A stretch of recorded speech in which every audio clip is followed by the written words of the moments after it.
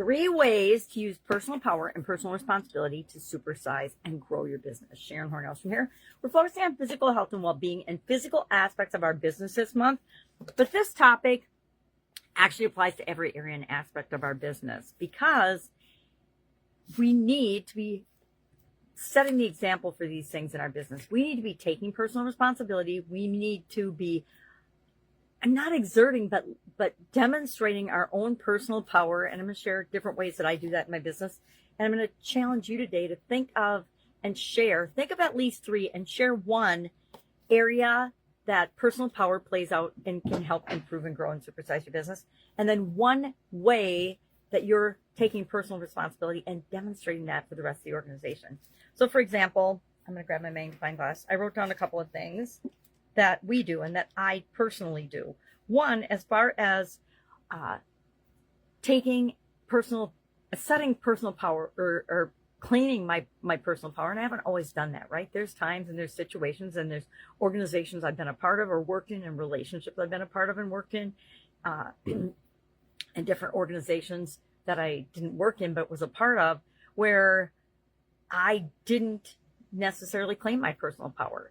And I didn't stay in those industries very long because they didn't align and feel right for me. And if we are not in a business or an industry that is in alignment with our core values and our what we want to see in the world, it doesn't feel good. And if it doesn't feel good, we don't stay there long. Sometimes we stay there longer than we should. Definitely done that in both employment options and organizations and industries that I was a part of.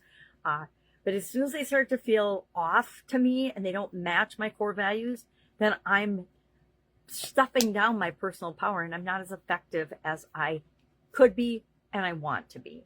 So I like to set expectations.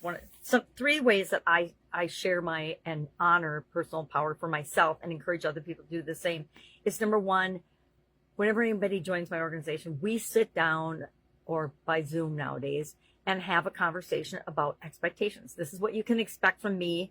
What do you want from me? And then we'll discuss and agree, because the second thing that I like to do is set boundaries, because I'm not going to be available 24/7 to anyone outside of my family. And I'm not even always 24/7 available to them, right? I have to honor myself and take care of myself too, or I'm not going to be able to help anybody.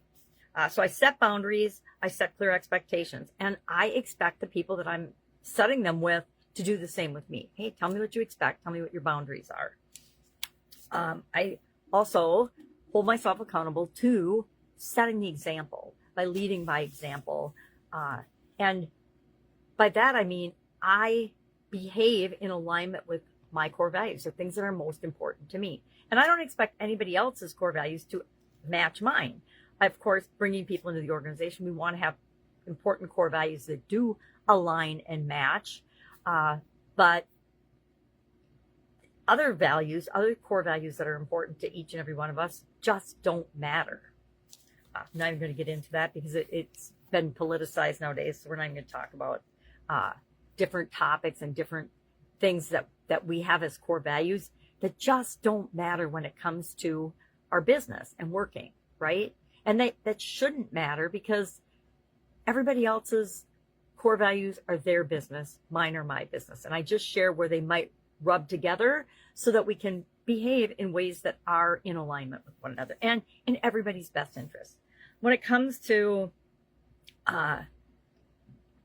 being personally responsible, 3 things that came up for me today were, number 1, let people make and learn from the choices that they make. Let them I wanted to say make mistakes, but I don't want to focus on mistakes because I want them to learn from the things that go well too. So let people have the freedom to learn and grow and experience things in the environment, and let them learn from that and help them and coach them through, if you need to, with the lessons learned or what they could have done next time. Let them come up with those things so that they learn and grow and can be more productive adult versions of themselves in your organization and can contribute to the organization.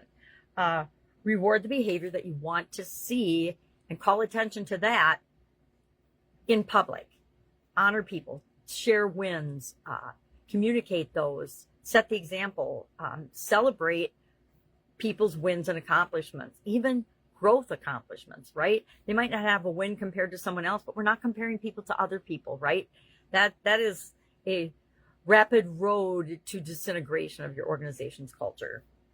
But celebrate wins and positive changes that you see in your organization. Make them known. And anything that isn't positive or that doesn't go the way the person would have wanted it to, talk to them and coach them about that in private. One of my biggest pet peeves in corporate America was if one person, let's say, for example, was late to work all the time, the company or the department or the leader of that department would create a rule for everybody in the department. Instead of talking to the person and saying, hey, what's going on? How can we get you to work on time like everybody else?